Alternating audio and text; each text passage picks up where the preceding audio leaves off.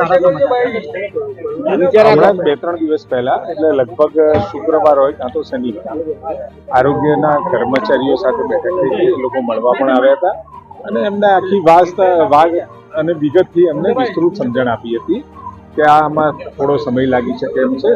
દરેક બાબતો તમે માગો અને સીધી સરકાર આપી દે એવું ના બને. એની અંદર એ તમારી માંગણીઓ પરત્વે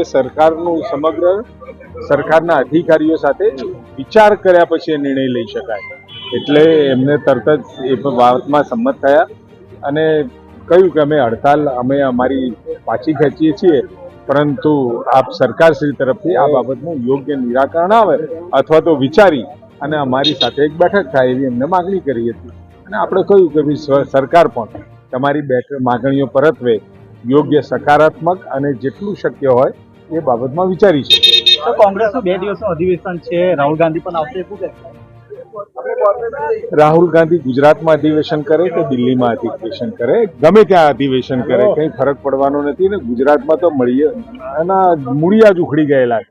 કોંગ્રેસ જેવું ગુજરાતમાં કંઈ બચ્યું નથી. અને ખુદ રાહુલ ગાંધીજીને કહેવું પડે કે અહીંયા 2 પ્રકારના ઘોડા છે અને સ્ટેટમેન્ટ આપ્યા પછી પણ આટલા દિવસ પછી એ બાબતનો કોઈ નિર્ણય ના લઈ શકાતો હોય.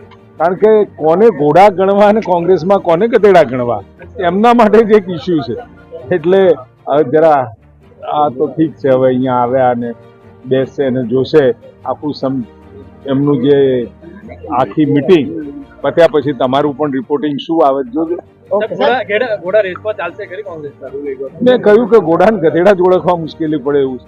આજે વિશ્વ આરોગ્ય દિવસ છે, યુવાનોમાં ખાસ કરીને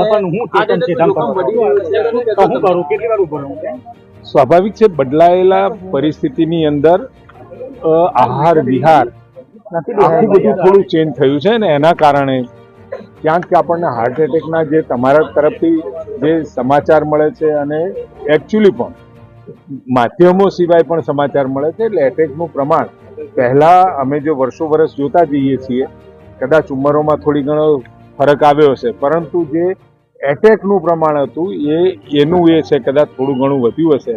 પરંતુ દરેક યુવાને કસરતની સાથે આહાર વિહાર, ઊંઘવાનો સમય નિયમિત કરવો જોઈએ, ઉઠવાનો સમય નિયમિત કરવો જોઈએ અને જિંદગીની થોડી નિયમિતતા તરફ આપણે લઈ જઈએ તો મને લાગે છે કે આમાં ઘણી બધી અંશે આપણે રાહત મેળવી શકીએ. ગરમી છે, ગરમીમાં શું લોકો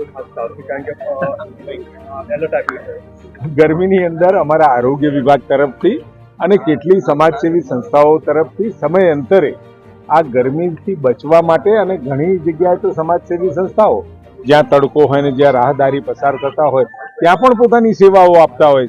એટલે વખતો વખત આની એડવાઇઝરી આપણે જાહેર પણ કરતા હોઈએ છીએ કે 1 થી 4નો સમય વધારે પાણી પીવું વગેરે વગેરે ઘણી બધા વિષયો અવેરનેસના સ્વરૂપમાં આપણે આરોગ્ય વિભાગ દ્વારા આખા ગુજરાતમાં આપતા જોઈએ.